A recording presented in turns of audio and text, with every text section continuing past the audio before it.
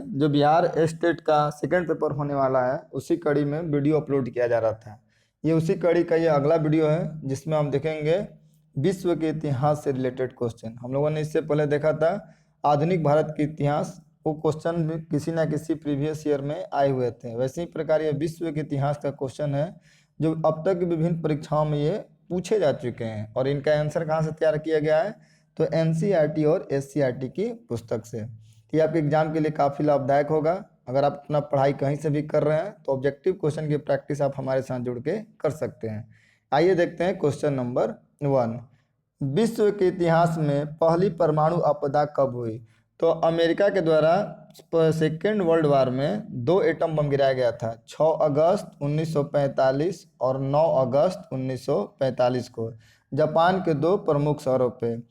6 अगस्त को हिरोशिमा पर और 9 अगस्त को नागासाकी पर। हिरोशिमा पर गिरा हुआ था लिटिल बॉय बम और नागासाकी पर फैटमैन नामक 2 एटम बम गिराया गया था जिससे जापान पूरी तरह से तहस नहस हो गया और वह क्या किया, आत्मसमर्पण कर दिया और द्वितीय विश्व युद्ध समाप्त हुआ।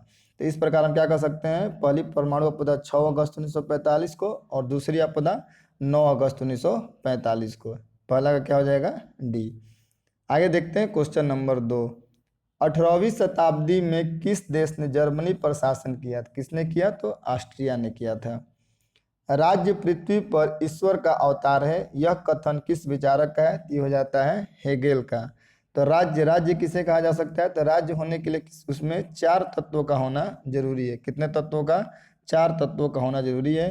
पहला वहाँ पे क्या होना चाहिए? जनसंख्या होना चाहिए। अगर जनसंख्या है, पहला भूमि, एक तो भूमि होना चाहिए, उसका फिक्स क्षेत्र होना चाहिए और उस पर रहने के लिए क्या होना चाहिए? जनसंख्या होना चाहिए।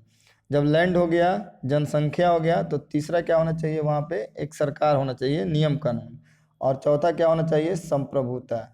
ये चारों चीज, यानी ये कि चारों तत्व जब एक जगह हो तो उसको क्या कहा जाएगा? राज्य कहा जाएगा।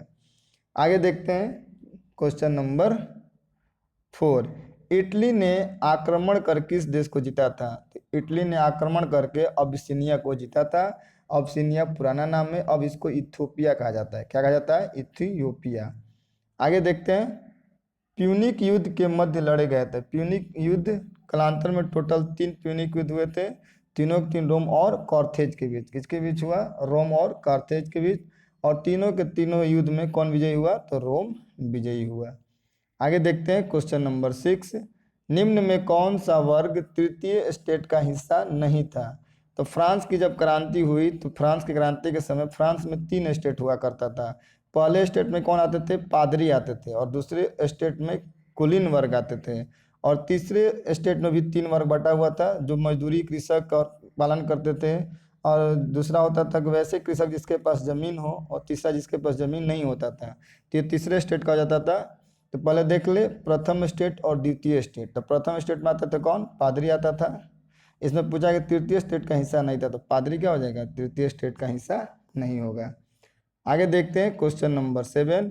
निम्न में से कौन सी विशेषता नौकरशाही की नहीं है?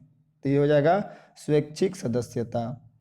आगे देखते हैं 1791 में महिला एवं महिला नागरिक अधिकार घोषणा पत्र किस महिला ने तैयार किया है? किस महिला ने तैयार किया था? तो ये किया गया था ओलंप द गॉजेस। किसके द्वारा? Olympe de Gouges. ये कौन थी? तो ये क्या थी? ये फ्रांसीसी नाटककार एवं राजनीतिज्ञ थी। 7 वर्षीय युद्ध, जिसको क्या कहा जाता है? सप्तवर्षीय युद्ध कहा जाता है। 7 वर्षीय युद्ध कब हुआ था? तो 1756 से लेकर 1763 के बीच। किसके किसके बीच हुआ था? तो इंग्लैंड और फ्रांस के बीच। के परिणाम स्वरूप निम्न में से कौन से देश की फौजों की हार हुई? इंग्लैंड और फ्रांस के बीच हुआ था, जिसमें इंग्लैंड की विजय हुई और फ्रांस की हार हुई। उस समय फ्रांस में क्या चलता था? राज शासन चलता था। ठीक है, तो उस समय इसी युद्ध के कारण फ्रांसीसी सेना क्या हो गई थी? काफ़ी कमजोर हो गई थी। और इस युद्ध के बाद ही फ्रांस में क्या कहते हैं, क्रांति की दौर शुरू हो जाता है। आगे देखते हैं क्वेश्चन नंबर 10। प्रथम अफीम युद्ध का समापन करने वाली संधि कौन थी? तो नॉनकिंग की संधि के तहत प्रथम अफीम युद्ध समाप्त हुआ। 2 अफीम युद्ध होता है। पहला अफीम युद्ध हो जाता है 1839 से 42 के बीच, जो कि 1842 में नॉनकिंग की संधि के तहत समाप्त हो जाता है। और दूसरा होता है 1856 से लेके 60 के बीच में। दो अफीम युद्ध हुआ है, किसके किसके बीच? इंग्लैंड और चाइना के बीच। इसके तहत चाइना से क्या होता है, एक एकाधिकार चाइना का समाप्त हो जाता है और इंग्लैंड का उस पर व्यापार करने का एकाधिकार प्राप्त होता है। यूटोपिया का लेखक कौन था? यूटोपिया का लेखक हो जाते हैं थॉमस मोर। यूटोपिया क्या है? यूटोपिया एक ऐसी मनगढ़ंत कहानी थी, चाहे कहानी है, जो काल्पनिक कहानी है। इसमें कल्पना किया गया कि एक आदर्श समाज कैसा होना चाहिए। आगे देखते हैं क्वेश्चन नंबर 12। वेबर के अनुसार निम्न में कौन सा पारंपरिक सत्ता का स्रोत है? तो इसमें क्या हो जाएगा? प्रथा। आगे देखते हैं क्वेश्चन नंबर 13। वर्ग संघर्ष की अवधारणा किसने दी? ये किसके द्वारा दिया गया था? तो ये कार्ल मार्क्स के द्वारा दिया गया था, वर्ग संघर्ष की अवधारणा। आगे देखते हैं क्वेश्चन नंबर 14। दुखीम के अनुसार आधुनिक समाज में होती है, क्या होती है आधुनिक समाज में? तो स्वायवी एकता होती है। क्या होती है? स्वायवी एकता होती है। वेबर के अनुसार सामाजिक विज्ञान का पूर्ण व्याख्या सामाजिक क्रिया की डैश सोच से विकसित करता है। सामाजिक क्रिया की कौन सी सोच विकसित करता है? तो यह करता है सहयोगात्मक। कौन सी सोच? सहयोगात्मक। प्रोटेस्टवाद के जनक कौन थे? प्रोटेस्टवाद के जनक हो जाते हैं मार्टिन लूथर किंग। इसको क्या कहा जाता है? मार्टिन लूथर किंग को यूएसए का महात्मा गांधी कहा जाता है। प्रथम विश्व युद्ध के दौरान कौन सा देश 1915 में ब्रिटेन के खिलाफ केंद्रीय बलों में शामिल हुआ था? कौन शामिल हो गया था? तो बुल्गारिया हुआ था। प्रथम विश्व युद्ध कब से कब हुआ था? तो 1914 से लेके 1918 के बीच। आगे देखते हैं क्वेश्चन नंबर 18। बोस्टन बंदरगाह पर 340 चाय के बॉक्सों को समुद्र में फेंका गया था। इस घटना को किस नाम से जाना जाता है? तो इसको बोस्टन टी पार्टी की घटना से जाना जाता है। आगे देखते हैं question number 19। America, Canada, Denmark, Britain, पुर्तगाल, फ्रांस, बेल्जियम, हॉलैंड, लग्जमबर्ग, तुर्की और ग्रीस ने एक सैनिक संधि की, जिसे कहा जाता है, जिसे नाटो कहा जाता है। नाटो का गठन कब हुआ? तो 4 अप्रैल 1949 को हुआ था। कहाँ पे हुआ था? तो वाशिंगटन डीसी में हुआ था। नाटो का मुख्यालय कहाँ हो जाता है? ब्रुसेल्स में। नाटो का मुख्यालय कहाँ हो जाएगा? ब्रुसेल्स में। आगे देखते हैं प्रथम विश्व युद्ध का मुख्य कारण था। प्रथम विश्व युद्ध का मुख्य कारण क्या था? किसी भी युद्ध होने का बहुत सारा कारण होता है, लेकिन एक तत्कालिक कारण होता है। तो तत्कालिक कारण था सिरोजोवा हत्याकांड। ठीक है। प्रथम विश्व युद्ध कब से कब हुआ था? तो 1914 से लेके 18 तक। इसमें ऑप्शन कौन सा हो जाएगा? त्रिपक्षीय संधि। इस युद्ध होने से पहले आपस में देश इस प्रकार संधि बना लिए थे कि जैसे कोई भी एक देश दूसरे देश पर आक्रमण करता तो दूसरा देश ऑटोमेटिक उसमें क्या होता है? उसमें शामिल हो जाता है। त्रिपक्षीय संधि में एक तरफ कौन थे? ब्रिटेन, फ्रांस और रसिया, ये एक तरफ हो गए। और दूसरे तरफ ऑस्ट्रिया, हंगरी और इटली। कौन कौन थे? ऑस्ट्रिया, हंगरी और इटली। इधर से ही जर्मनी भी था। तो ये क्या होता है कि अगर एक देश अगर युद्ध में शामिल होता तो इसके सपोर्ट के लिए दूसरा, दूसरे के सपोर्ट के लिए तीसरा ऑटोमेटिक युद्ध में शामिल होते गए। इस प्रकार यह युद्ध क्या हो गया? विश्व युद्ध के रूप में कन्वर्ट हो गया। इसको विश्व युद्ध इसलिए भी कहा जाता है क्योंकि इससे पहले इतने बड़े पैमाने पर अब तक कोई भी युद्ध नहीं हुआ था। पंचशील निम्न देशों के बीच समझौता है। पंचशील किसके किसके बीच हुआ था? तो पंचशील समझौता हो जाता है भारत और चीन के बीच। भारत और चीन के बीच कब होता है? तो 1954 में। तो ये क्या भारत और जो तिब्बत का क्षेत्र है उसी के बीच को लेके पंचशील समझौता हुआ था, जो भारत की ओर से पंडित जवाहरलाल नेहरू ने भाग लिया था और चाइना की तरफ से आए थे कौन? चाउ एन लाई। कौन आए थे? चाउ एन लाई। और भारत की ओर से कौन थे? पंडित जवाहरलाल नेहरू। प्रथम विश्व युद्ध का तत्कालिक कारण क्या है? तो हमने बताया था किसी भी युद्ध का होने के पीछे बहुत सारे कारण होते हैं, एक तत्कालिक कारण होता है। उसको इसमें कौन सा था? फ्रडिनेंड की सिरोजुआ में हत्या।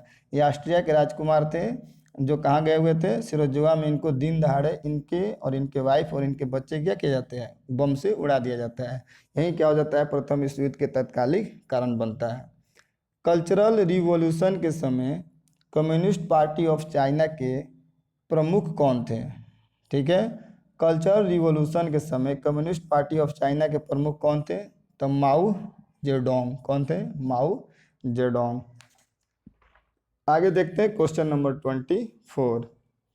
जापान में रक्तहीन क्रांति या मेजी पुनः स्थापना किस वर्ष हुई? ये कब होता है? तो ये हो जाता है 1868 में, 1868 में। इंग्लैंड ने अमेरिका पर स्टाम्प एक्ट किस वर्ष लगाया था? तो ये 1765 में ब्रिटेन के द्वारा अमेरिका पर क्या लगाया गया? स्टाम्प एक्ट लगाया गया। जब युद्ध के समय इंग्लैंड की जब आर्थिक स्थिति खराब होती है तो ये अमेरिका पे एक अतिरिक्त कर लगा देते हैं कि अमेरिकी लोगों को अब स्टम्प एक्ट देना पड़ेगा, जिसके कारण अमेरिका के लोगों पर एक अतिरिक्त कर बढ़ जाता है। तो उस समय अमेरिका ने उस समय जो इंग्लैंड की पार्लियामेंट थी उसमें अमेरिका का कोई प्रतिनिधित्व करने वाला नहीं था, तो अमेरिका के लोगों ने नारा दिया कि प्रतिनिधित्व नहीं तो कर नहीं।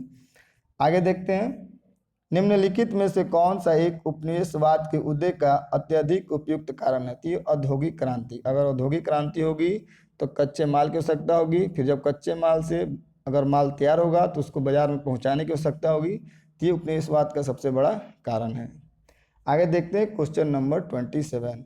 मेसोपोटामिया का अभिप्राय क्या है? तो ये दजला फरात नदियों के जो बीच उपजाऊ भूमि है उसको मेसोपोटामिया से कहा जाता है। आगे देखते हैं क्वेश्चन नंबर 28। स्पिनिंग जेनी की खोज किसने की? स्पिनिंग जेनी की खोज किसके द्वारा किया गया?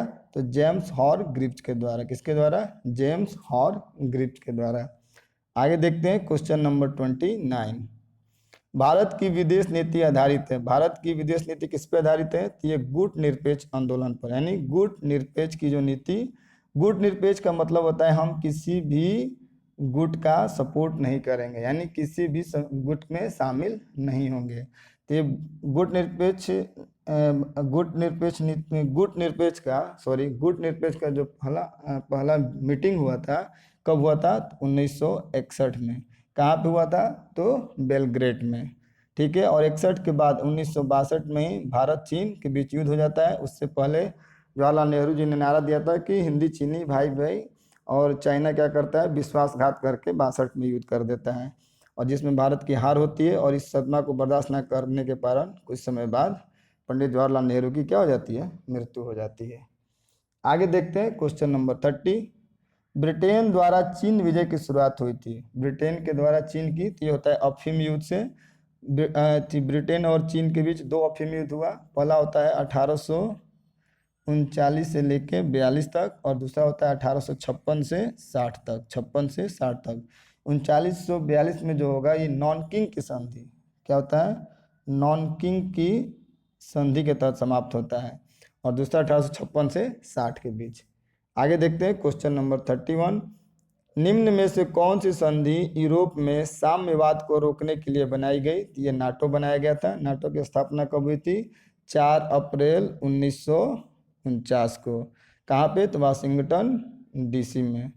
और इसका मुख्यालय कहाँ है? तो ब्रुसेल्स में। टोटल इसमें कितने देश हैं? तो 30 देश हैं। आगे देखते हैं क्वेश्चन नंबर 33। पेरेस्ट्रोइका का क्या आश्रय है? ये पुनर्निर्माण से होता है। निम्नलिखित में से कौन नाजीवाद का संस्थापक था? तो नाजीवाद का संस्थापक Adolf Hitler. Adolf Hitler Germany का चांसलर कब बनता है? तो ये 1933 में क्या करता है? ये जर्मनी का चांसलर बनता है। और नाजीवाद क्या है? नाजीवाद एक विचारधारा है जिससे हिटलर इससे क्या था? काफ़ी प्रभावित था। आगे देखते हैं। और हिटलर इतना क्रूर था, और लास्ट में क्या करता है? सुसाइड कर लेता है। इसकी एक पुस्तक होती है मेरा संघर्ष, मेन कैंप। किसके द्वारा लिखा गया था? तो हिटलर के द्वारा। कहाँ लिखा गया था? तो जेल में लिखा गया था। किसने कहा है कि इतिहास वर्ग संघर्ष की कहानी है? ये किसके द्वारा कहा गया है? तो ये कार्ल मार्क्स के द्वारा कहा गया है। आगे देखते हैं क्वेश्चन नंबर 36।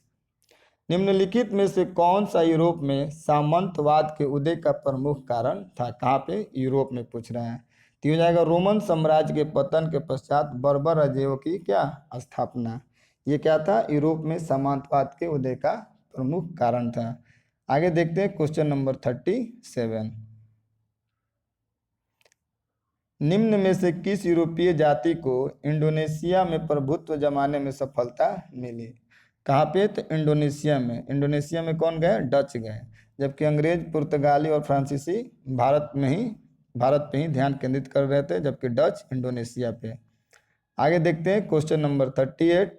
किस घटना ने अमेरिका को द्वितीय विश्व युद्ध में शामिल कर दिया? तो हो जाता है पर्ल हार्बर पर जापानी सैनिकों के द्वारा हमला करना। जब जापानी सैनिक पर्ल हार्बर पर आक्रमण करते हैं तो अमेरिका क्या करता है? द्वितीय विश्व युद्ध में शामिल हो जाता है। 6 अगस्त और 9 अगस्त 1945 को क्या किया जाता है? इसके द्वारा अमेरिका के द्वारा जापान के 2 प्रमुख शहर नागासाकी और हिरोशिमा और नागासाकी पे क्या किया जाता है? एटम बम गिराया जाता है। हिरोशिमा पर लिटिल बॉय और नागासाकी पे फैटमैन नामक 2 एटम बम गिराता है और जापान क्या करता है? आत्मसमर्पण कर देता है। और इस प्रकार द्वितीय विश्व युद्ध समाप्त हो जाता है। आगे देखते हैं क्वेश्चन नंबर नेक्स्ट। गुट निरपेक्ष आंदोलन का पहला शिखर सम्मेलन कब और कहाँ आयोजित किया गया? हमने अभी बताया गुट निरपेक्ष का मतलब होता है आप किसी भी गुट में शामिल ना हो। पूरे विश्व उस समय 2 खेमा में बटा हुआ था। पहला अमेरिका के क्षेत्र प्रभाव में और दूसरा रसिया के क्षेत्र प्रभाव में। तो भारत ने ना अमेरिका का पक्ष लिया ना ही रूस के गुट में गया, अपने आप को क्या किया? गुट निरपेक्ष रखा। ये पहली बार 1961 में बेलग्रेड में इसका क्या हुआ था? सम्मेलन हुआ था। आगे देखते हैं क्वेश्चन नंबर 40। कौन सी मशीन वाटर फ्रेम और स्पिनिंग जेनी का मिश्रण है? हो जाता है स्पिनिंग म्यूल।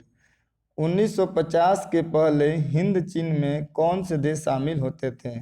पूछ रहा हिंद और चीन में 1950 के पहले कौन कौन से देश आते थे? तो थाईलैंड, इंडोनेशिया और चीन। प्रथम विश्व युद्ध कब शुरू होता है? तो प्रथम विश्व युद्ध 1914 में शुरू होकर 1918 में समाप्त होता है। 1914 में कब? 28 जुलाई 1914 को प्रारंभ होता है और 11 नवंबर 1918 को प्रथम विश्व युद्ध समाप्त होता है। साम्यवाद का सर्वप्रथम प्रयोग किस देश में होता है? तो ये रूस में होता है। कहाँ होता है? रूस में। आगे देखते हैं क्वेश्चन नंबर 44। अमेरिका के स्वतंत्रता संग्राम के नेता कौन थे? तो ये हो जाते हैं वाशिंगटन। इन्हीं के नाम पर अमेरिका की राजधानी वाशिंगटन डीसी बनी और ये आगे चल के अमेरिका के प्रथम क्या बनते हैं? राष्ट्रपति बनते हैं। अमेरिका की स्वतंत्रता संग्राम कब से कब चला? तो 1775 से लेके 83 तक। और 1783 में क्या होती है? पेरिस की संधि होती है। तो पेरिस की संधि के तहत क्या किया जाता है? अमेरिका को स्वतंत्रता प्राप्त होती है। 15वीं शताब्दी में कौन से व्यापारी सबसे पहले हिंद चीन पहुंचे थे? तो सबसे पहले कौन पहुंचे? तो पुर्तगाली पहुंचे थे। प्रथम विश्व युद्ध का तत्कालीन कारण क्या था? तो हमने पहले बताया कि किसी भी युद्ध के पीछे बहुत से कारण होते हैं, लेकिन एक तात्कालिक कारण होता है। तो ऑस्ट्रिया के राजकुमार अपनी पत्नी और बच्चे के साथ सिराजेवा घूमने गए थे, जहां उनको दिन दहाड़े क्या किया? बम से उड़ा दिया गया था। ये क्या थी? प्रथम विश्व युद्ध के तत्कालिक कारण था। आगे देखते हैं क्वेश्चन नंबर 47। अमेरिका में नागरिक अधिकार आंदोलन किसके द्वारा शुरू किया गया था? अमेरिका में मार्टिन लूथर किंग जूनियर के द्वारा शुरू किया गया था। आगे देखते हैं क्वेश्चन नंबर 48। साम्यवादी घोषणा पत्र के लेखक कौन थे? क्या पूछ रहा है? साम्यवादी घोषणा पत्र के हो जाएंगे कार्ल मार्क्स। द्वितीय विश्व युद्ध का तत्कालीन कारण क्या था? जैसे कि प्रथम विश्व युद्ध का तत्कालीन कारण था सिराजेवा हत्याकांड, वैसे ही द्वितीय विश्व युद्ध का तत्कालीन कारण क्या था? हो जाता है पोलैंड पर जर्मनी का आक्रमण करना है।